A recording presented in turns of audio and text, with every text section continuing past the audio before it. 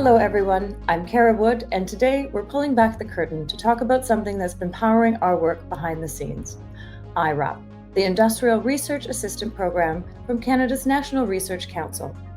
This national program fuels R&D and innovation for companies like ours, helping us hire talent, accelerate development, and build with intention. With me today are Fabricio, who leads our research and development team, and Emily, our CFO, who oversees the financial and strategic side of our work with IRAP. Together, we'll show you what IRAP looks like from the inside out, from development breakthroughs to financial strategy, and how you can access this game-changing support. Let's start with the development side. Fabricio, you and your team have been hands-on with IRAP from day one. Tell us about the projects IRAP is helping to drive forward right now. Yes, sure. Thanks, Kara. Yeah. Hi, everyone. Yes, IRAP is being a catalyst in the field of innovation for us. It's helping us to think out of the box in the end of the day. But it's more than a project funding. It is a methodology that helps us to work in this research. Sometimes we don't have time to focus on different research, different ideas that we have. And this is when IRAP steps in with its methodology and pushes us to think out of the box. The current project we are working here is composed by, it's based on an addition of a new ingredient. It's based on an addition of a new salt. But it's not easy like this because it's not only adding a new salt, right? We have so many other variables around the system, around the reaction we do, the research that we do. By adding a new salt, you change the salt concentration, but also you have variables such as reaction time, temperature, and plus the other ingredients that you can change the X ingredient here and should be changing the Y ingredients there. So it's a mix of a chemistry combination, a recipe combination that makes us to think how we're gonna do with this, and we have the technical support from our red team, representatives. We usually use like tools, for example, as Microsoft Excel spreadsheet and graphs, but also Gantt charts. Gantt charts are very nice too to keep us tracking the milestones, timelines. IRAP project it's based on a relationship, right? So we have to be committed to some deliverables. Interesting. So you're not only accountable for, deliverables to Regenx, you're accountable for deliverables back to IRAP based on the work that you're doing. Correct. Absolutely. Fascinating. So that's one project there. So we'll call it the SALT project. I love that. Now, with regards to, so that's a development piece that you're working on. Can you walk us through a little bit more about what IRAP has enabled on the technical side and why that's so important for Regenx right now? Yes, sure.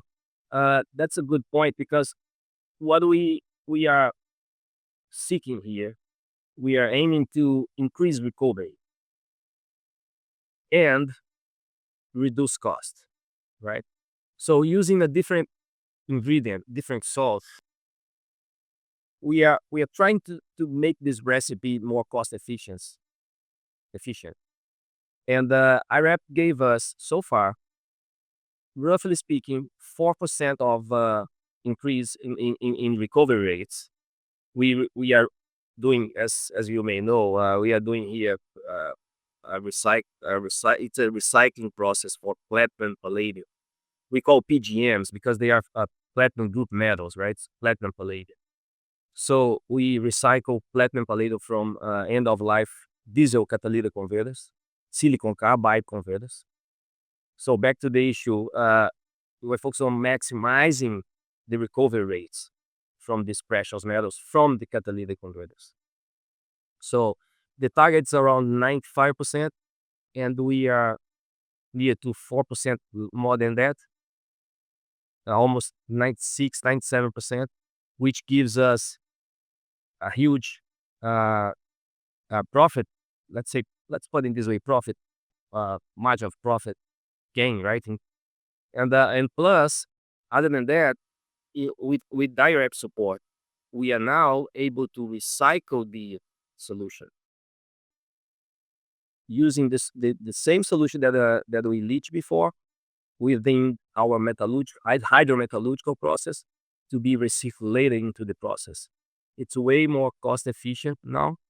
Uh, that variable gives us 40% chemical cost reduction.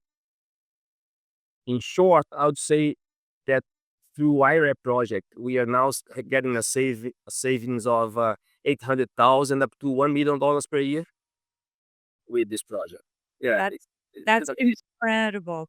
So IRAP is not just providing funding; they're providing structure, milestones, data analysis, regular check-ins. And it seems that without them, we wouldn't be able to be sort of as extraordinary as we are right now. And they've it sounds to me that you've dramatically lowered costs and increased recovery rates. that's correct. But I would say that with the IRAP, I mean, IRAP accelerates innovation. Like I said before, it pushes us to think out of the box. Maybe we could be able to do this, but it would take more time, because sometimes, like I said in the beginning of the conversation here, sometimes we are deeply involved in something else. You don't open your mind to something new.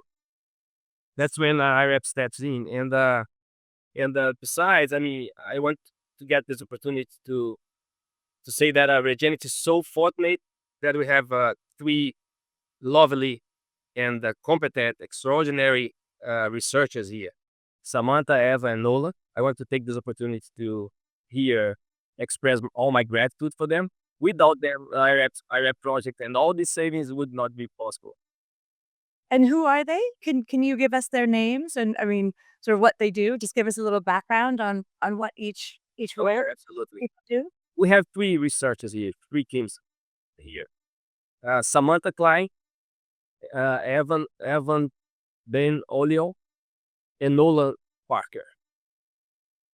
Actually, Nola is replacing Samantha. Samantha is in the maternity leave right now, but she had been so important in the IRAP project, and Nola is doing very good job here too.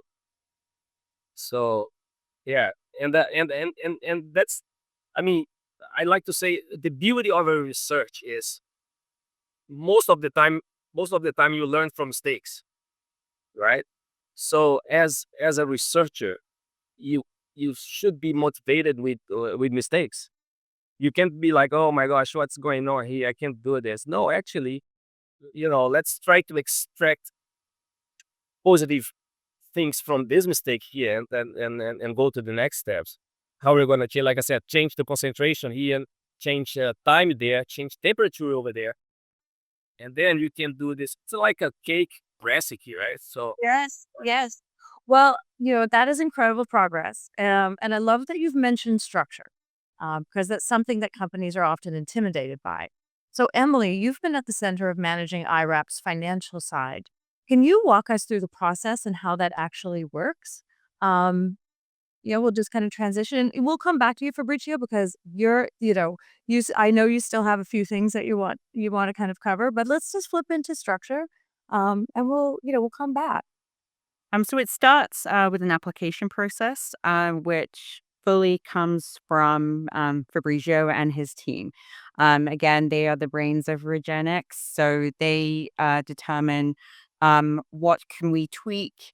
Let's try XYZ, for example, so that we submit the application. From there, we do actually get, well, historically, the one project so far that was approved quite quickly. As far as funds are dispersed, we approved last time for $50,000. And how the cost is reimbursed on a monthly basis. Fabricio's team reports the cost, and we are reimbursed up to 80% of these costs, up to the $50,000. Wow, that is incredible. And I'm sorry, is that monthly or is it a one time? No, Fabricio's team reports it monthly until the project is over. Then Fabricio's team does report an analysis on the results of the project to IRAP. So the key is precision. Their team tracks everything very carefully, and the IRAP funding has a direct measurable impact on our financials. Okay. So running this project and working with IRAP, Emily, what are lessons learned? Kind of from when you first started working with them to now, and also running a project, an IRAP project at this scale. What has the team learned up until this point? I think the world is learning. The Canadian government is learning, and the U.S. government is learning the benefit of the recycling of critical minerals. Um, Clearly, IRAP sees benefit in Regenx facilitating an increase of critical minerals supply chain. Um, we have now submitted a full proposal to the Department of Energy after our initial proposal to the Department of Energy, looking for support in our project in Tennessee. And a couple of weeks ago, August 13th, the Department of Energy announced an approval of $1 billion in US spending for projects just like ours. So I think the whole world is seeing the benefit of what we are doing. So, Fabricio, well, I'll bring it back to you. What's one major lesson that you've taken away from managing this IRAP funded project? I think basically, like I said, just to make us thinking out of the box, it's one of the outcome that where we came at. Sometimes you go like, okay, so what about this idea? Should we implement that or not, and why? Then when you have IRAP behind you, you go like, okay, let's do a methodology here. Let's put this in the Gantt chart. Let's write something down here in the spreadsheet, and let's start doing mini tests in mini beakers. Then you create a project baseline, and then you go, okay, that's something that should be a future, or maybe not. You say, no, no, you know what? No, let's change this, let's change that, and then you can change the project baseline based on what you see at the preliminary results. So I think that's the main goal. Stay motivated with something different, something that you think it's not gonna work and they ended up working. It's a good thing to push us to think out of the box. Do you think that there'll be other recycling companies or researchers or scientists that will be interested in the work that you're doing? Do you think this will be worthwhile to maybe write a white paper about, or put out your own research with your own name attached to it in the future? Is this groundbreaking work, do you think, that you're working on? It's interesting because if you Google how to leach platinum palladium from end of life catalytic converters, you're gonna find bunch of different chemistry, bunch of people doing magic in their backyard, right? Madness. So what I say is, I mean, maybe answer your question, yes, but what I like to say is, it's not about what you can Google and you're gonna see. It's about how. It's to do it. It's to do it safely, cost effective, and being sustainable. Yeah. That's the great thing that we are achieving here in Regenx. Like I said, by mistakes too, right? We're just getting learnings and changing things to be safe, as safe as possible, more cost effective all the time. IRAP is the big key in this sense, and being more sustainable. There are much different chemistry formulation that you can leach platinum, palladium, hydrometallurgical process, but it's not about what's about how. That's it. True. It's not just the chemistry. What sets Regenx apart is that we also have expertise in materials management. That's that's Regenx apart. There's a duality. There's a duality, and they go hand in hand. And maybe you could talk about that a little bit more, because even from my point of view, um, you know, the lab piece is not as, I mean, I think it's as very exciting as the other part, but it's not, you can't make a visual of it, right? You can't really show, two beakers kind of the way you can show the way that the carburetors get ripped apart, and then you can see, the honeycomb inside. So, you know, can you lean into a little bit about how they work together and how the lab work is just as exciting and interesting as the carburetor recycling piece? I'll give you guys both an opportunity. So, Emily, you answer first, and then we'll roll into Fabricio's answer. Um, I think the Regenx process, as I mentioned, is both made of chemistry and materials management. So the Regenx intellectual property lies in its unique and evolving PGM recovery capabilities. We do have experience in materials management. We even have patents that that we own and developed. That's based on our processing technology.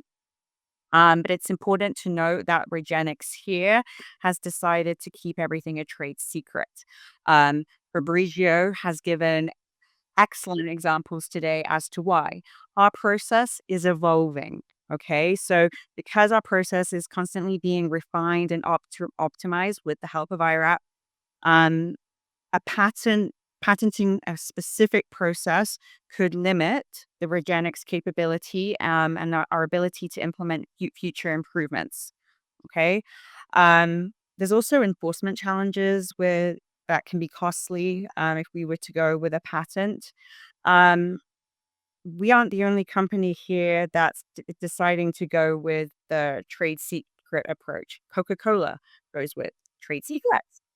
So a trade secret provides continuous protection as long as the information remains confidential. So this approach offers an advantage of adapting and evolving our process without the constraints of a fixed patent. That that's very interesting. Fabricio, do you want to weigh in on this? The sort of the lab and the materials piece, and your expertise, and where you sort of see the lab work sitting. Yeah, sure. Uh, in terms of the lab activities, uh, we do two two things here: short-term research and long-term research. Right? The short-term research is more focused on to give feedback for the plant in Tennessee. In Tennessee, we also have a kind of a small structure there in a kind of lab there, ICP equipment there, which can provide feedback right away for the plant. So we are mostly focused on long-term research here. Long-term research uh, aims to improve uh, cost reduction or optimize costs and increase recovery rates. Like I said, with the IRAP project, we are changing a little bit the actual recipe, trying to optimize and increase efficiency and sustainability of our system, right? So that's the thing that I see the lab working here. Our client is, in the end of the day, our client is the plant in Tennessee, Okay. right? I mean the lab clients, the plant in Tennessee. Since IRAP is funding this, do they have any ownership or anything over the research and the work, the development? Do they ask to have any of the research or see any of it? How does that sort of work with ownership of the work that they're essentially funding or supporting? Emily, Sure. you have. No, they have no ownership.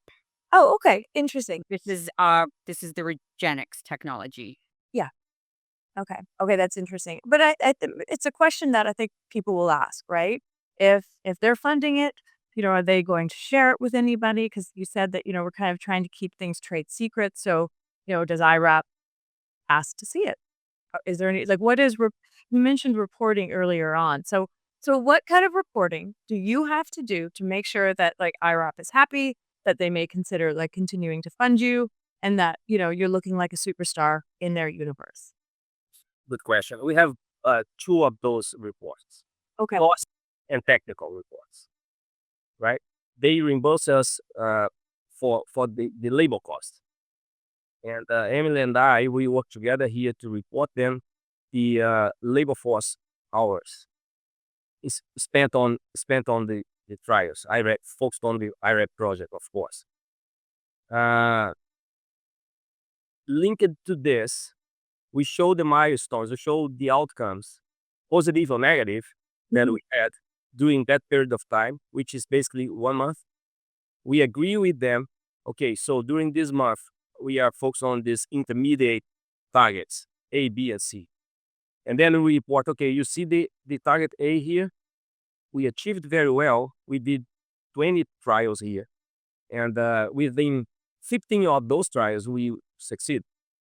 5 of them were not actually very successful ones, but we consider that we achieved target in this target A. Target B, instead, we did, I don't know, 10 tests, and all of those tests failed. So we changed the concentration of the salt here. We fixed the temperature, but didn't work. In the target C, on the other hand, we changed the temperature of the reaction here. We fixed this, we fixed that, and we achieved target here and there. So we try to show them graphs for the recovery rates. We are talking about recovery rates, platinum, palladium recovery rates here, based on those intermediate targets that we agreed before during this period of time.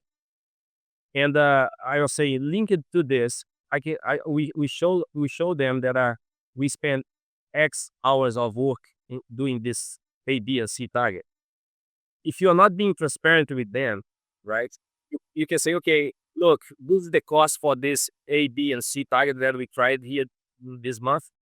And they can go like, okay, that's not true, because I'm seeing those tests are very simple and easy and quite fast to do. You're saying that you spent X amount of hours doing those tests. I don't believe in you. That's too much, right? So we have to be, kind of reliable in those information, show that yes, we are investing our time in this to achieve those miles within this 1 month. It's interesting because, like I said, in the end, it's a kind of relationship that you have to have with the NRC IRAP. Yeah. And I think you guys are looking at applying for sort of a reset of the funding, right? For another year. Is that how it works? Is it a year-long kind of grant that they give you? There's no time, right, Emily? I mean, there's no time for the IRAP project. Depends on the evaluation, how the project is progressing with them. You can ask for an extension. You can ask for another phase 2 or phase 3 of the project, for example. Or you can easily say, okay, this project's done. We succeeded 100%. Or it's a failed project. We can't move forward with this. Let's change for this. Let's change for that. And because I think listeners or viewers will be interested, we know sort of a little bit. I'm not going to say we know everything about your lab and the work that you're doing. How do you work with the team in Tennessee? Like, what is the connection, and how does that sort of day-to-day relationship work? Kind of from a project management, and then also, with the research and the development that you're doing, how does it tie into the work that they're doing in the materials side? Right. Good question.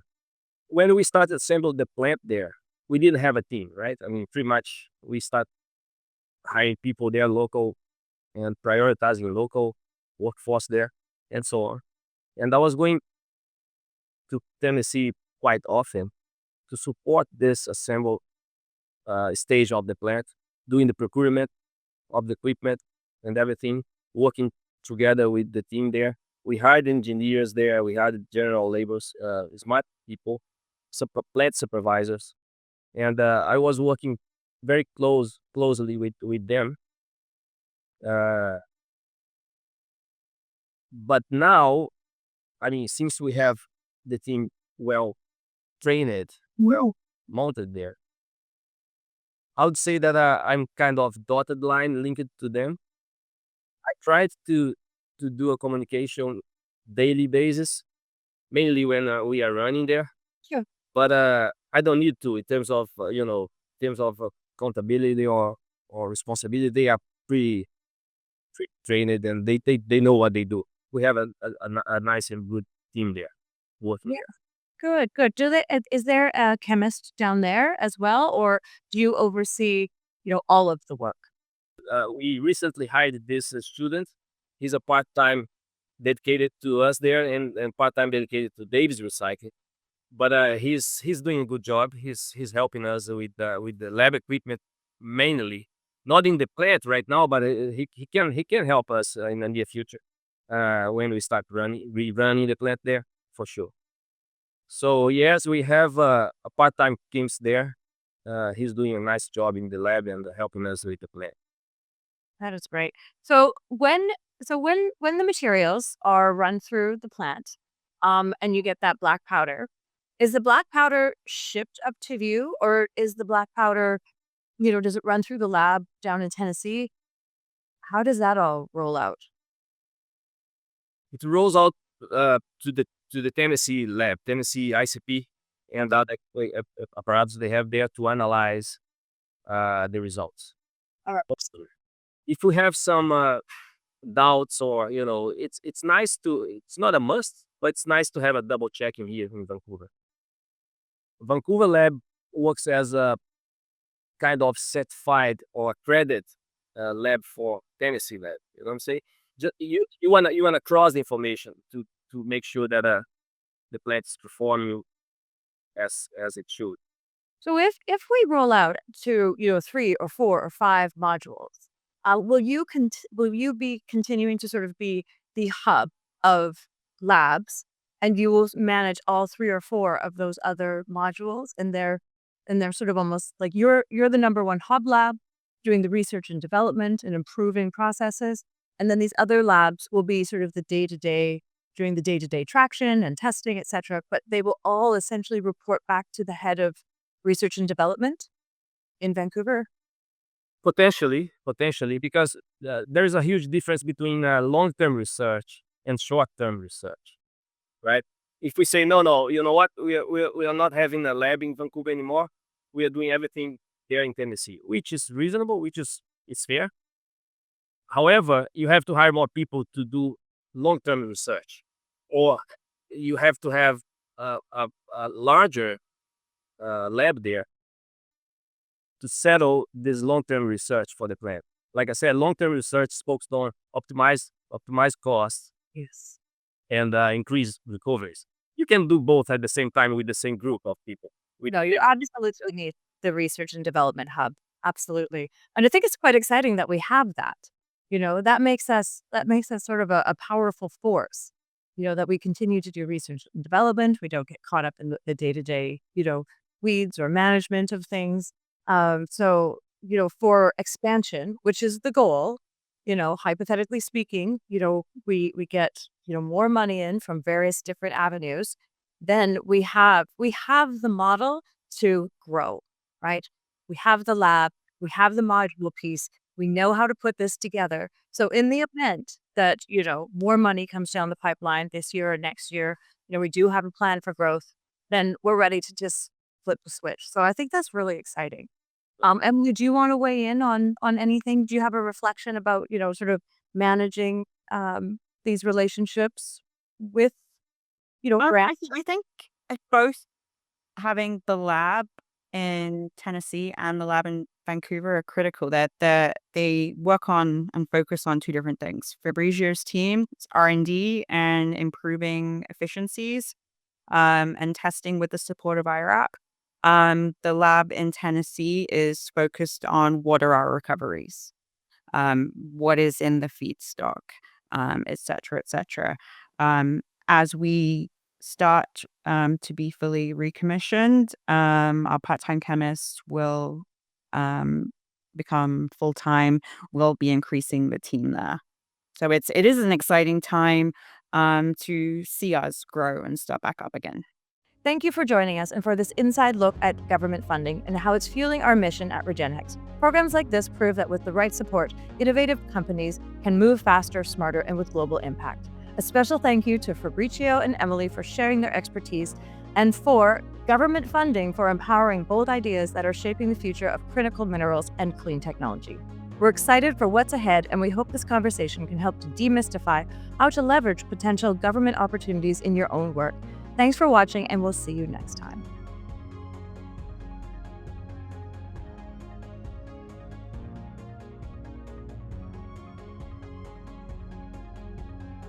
A quick note.